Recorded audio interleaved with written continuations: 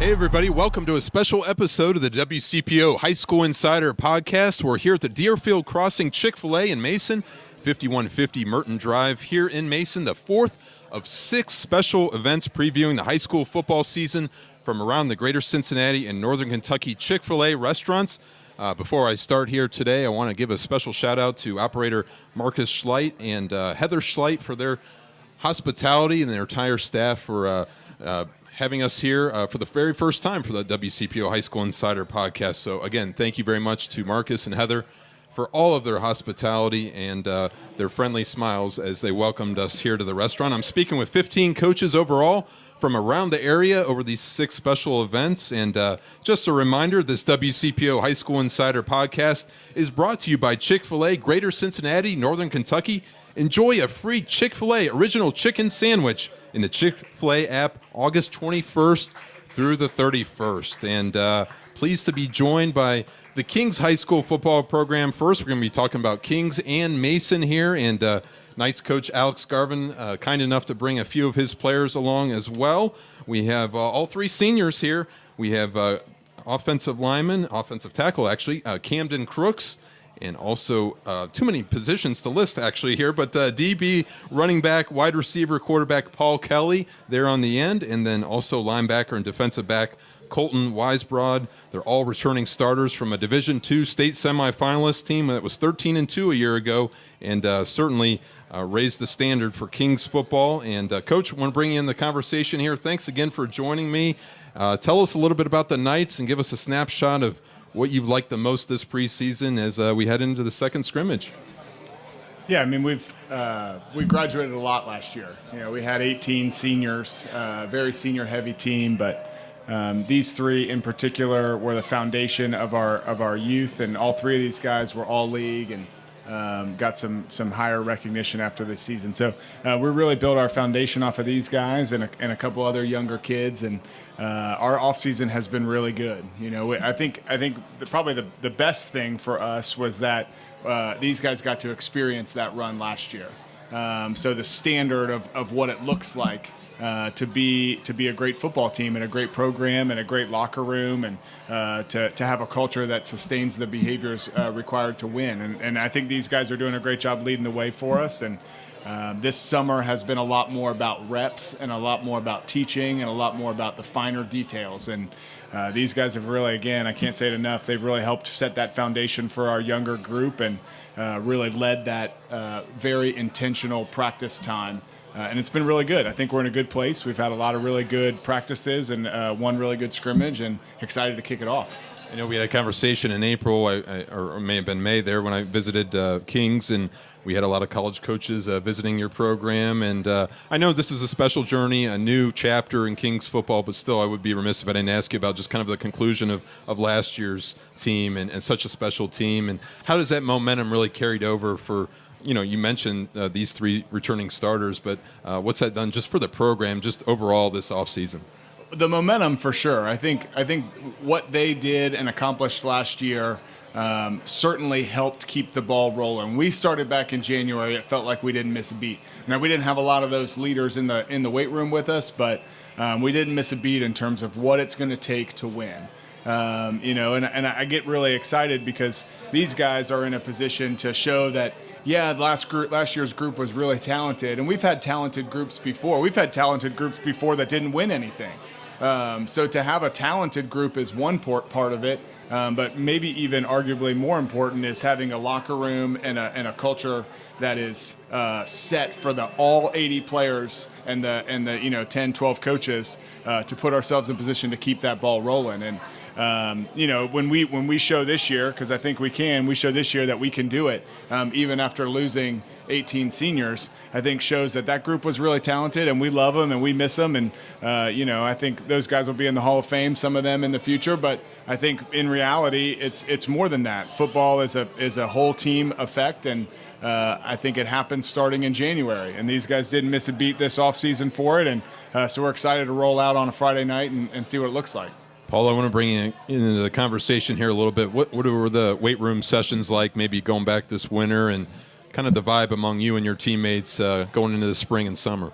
I feel like the younger classmen really stepped up in the weight room this year because they watched us do our big, incredible journey and how, like, they just bought into the process and trying to get bigger, stronger, faster, just to contribute and try to repeat history like we did last year. Colton, what did you learn from last season's success?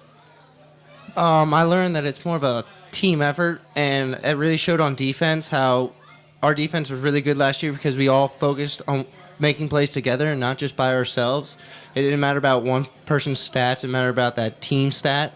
We had multiple games where we only had shutouts on teams, and we didn't let up many points, which really helped our offense, who was very explosive and scored a lot. Camden, obviously a lot of people looked to Kings last year in the offense. Obviously both sides of the ball were very, very strong, but a lot of people saw the numbers that were put up offensively, namely Will Coker and Michael Massari. Tell us a little bit about the offense this year and what you like most. Yeah, we had some big holes to fill, but a lot of guys from the previous classes stepped up and seen the success last year and wanting to be a part of that, they decided to put in the hard work.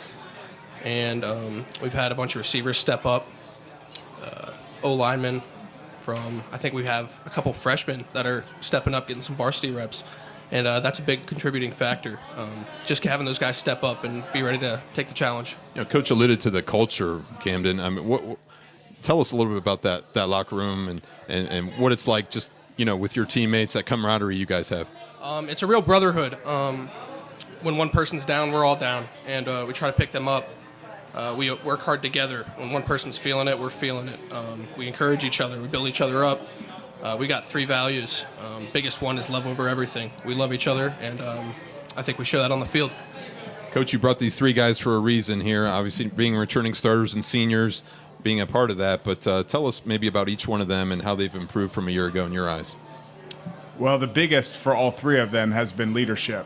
And that is probably an understated value that you can't see on the field. We talk a lot about how the Friday night game, the 2 hours, is the tip of the iceberg. It's the show, and it's what everybody gets to see when they come to the stadium, but they don't get to see what these guys have done for the last 8 months to put their teammates in position to win. So leadership for sure. I mean, Camden is an all-state offensive lineman coming back, and he's really led the way in making sure our O-line doesn't take some time off. I think in general, a guy like Camden could get complacent and know that he's good enough, and he did a good job last year. He could probably do a good enough job this year to be considered successful, but he wants to make sure that whole unit. We were just talking about our scrimmage from Saturday, and he's not happy with any of it.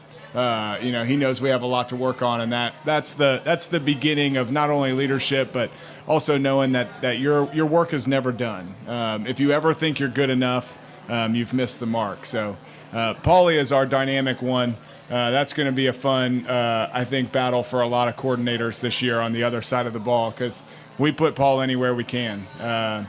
He could play 2 or 3 positions on defense and about 5 on offense. So we're going to make sure he's got the ball. We're going to make sure we put him in positions to make plays, both on offense and defense, and returning kicks. And because we've seen for years watching Paul that when he's got the ball in his hands, good stuff can happen. So it'd be on us if we didn't put the ball in there a couple times a game or lots of times a game. So Colton, I would say, is probably our stud on defense. If we have to have one guy that we knows what's going on, he plays the field side, outside linebacker. He's got coverages and fronts. He's got to know the whole thing. In general, in a game plan, he has to know what everybody's job is, what a defense. We're just talking about, the Springboro scrimmage, and his first comment was, yeah, but we didn't do enough scouting, so I didn't know exactly what we were supposed to be looking at. So I think for a guy like Colton, who's big enough to play linebacker and fast enough to play DB, and we got him in a good spot where he can kind of quarterback the whole defense for us right there in that field side linebacker. So, again, leadership underneath the water level is probably the biggest thing, but all 3 of them have had a great offseason, and we're counting on them to have big things this season. Paul, a lot of people are talking about Division II around Greater Cincinnati, and especially the Eastern Cincinnati Conference, the ECC, obviously. When you look around, and I know you guys are focused on Kings and first and foremost, but you talk about how strong Division II is around this area this year. Yeah, there's a lot of great competition, but I feel like, this team that we have this year, even last year, like losing all those seniors, I feel like we're still up there and we're still competing for ECC and maybe even farther in the playoffs. Colton, if somebody from the outside isn't familiar with Kings football, how would you describe a Friday night there at the stadium and maybe just, the community coming out and supporting the team? The Kings community, everyone always shows up, and everyone's there to have a fun time. It's always loud. It's really hard to hear out there on the field. You can get confused easily, but it's really fun. It's loud. It's an enjoyable time. And then after the game, everybody's always sticking around, hanging out, going out to the restaurants nearby and eating. And we just have a good time. What's it been like for you, just to be a part of Kings football? What has it meant to your life? For me, I've been doing it since second grade. I've had a great time. I love playing football. It's one of my favorite things to do. I love the family part of it.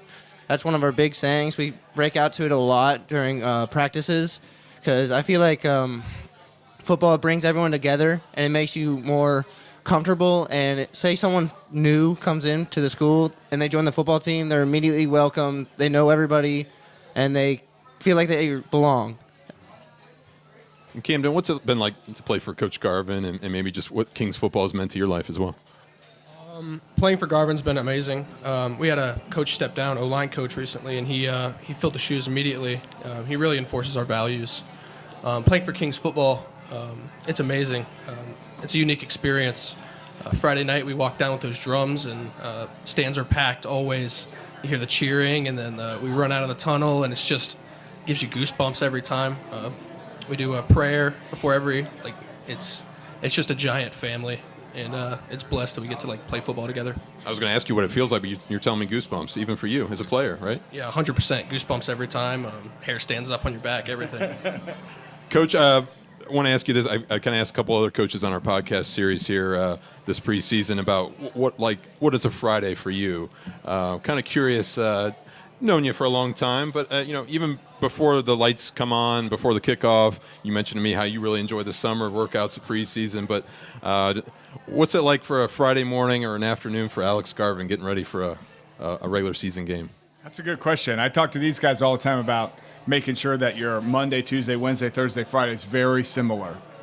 Really try to get yourself in a routine, and I guess I'm not much different. We try to keep Friday for the coaches very similar because when you go into something and you've got confidence because your body's feeling good and your mind's feeling good. So I spend a lot of time on Friday, during the lunch hour, kind of walking around talking to the coaches that are in the building.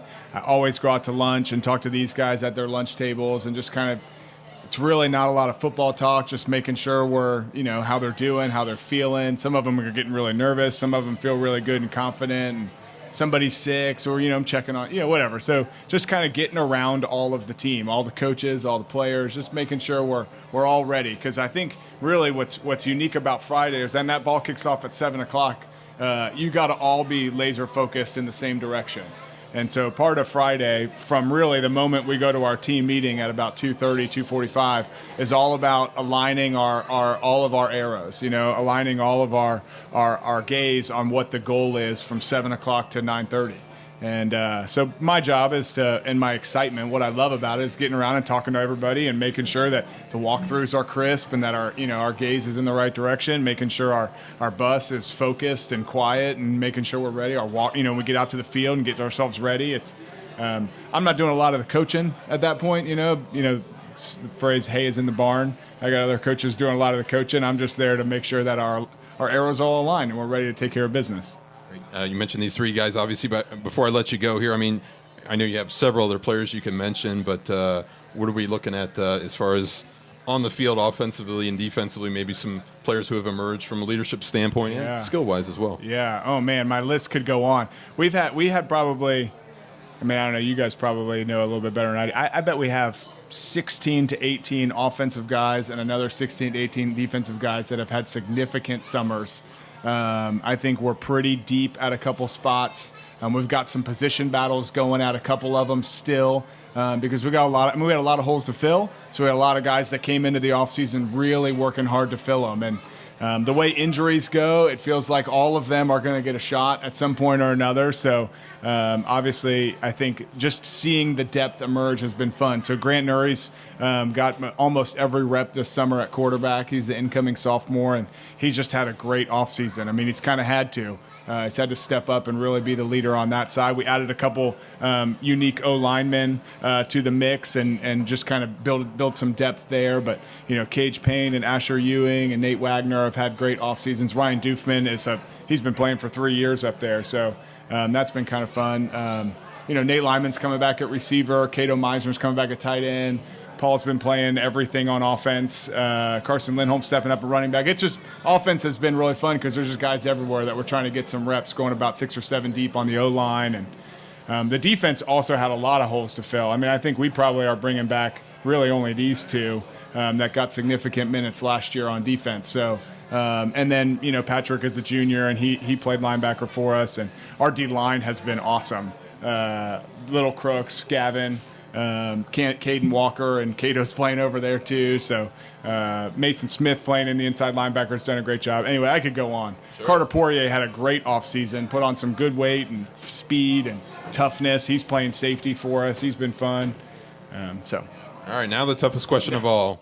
What do you order at Chick-fil-A? Paul, we're going to start with you. Definitely the chicken sandwich meal. Just simple. All right, Colton? I probably get a 12-count nugget with a sandwich. Camden?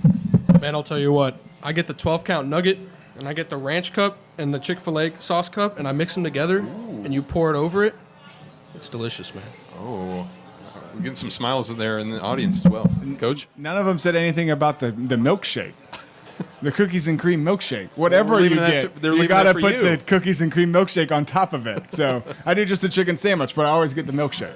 Very cool. All right, guys, really appreciate your time. Hey, Coach Alex Garvin, Camden Crooks. We also have Colton Weisbrod and Paul Kelly. Really appreciate your time and perspective. All the best of luck to the Knights this season. Thanks, Mike. Thank you.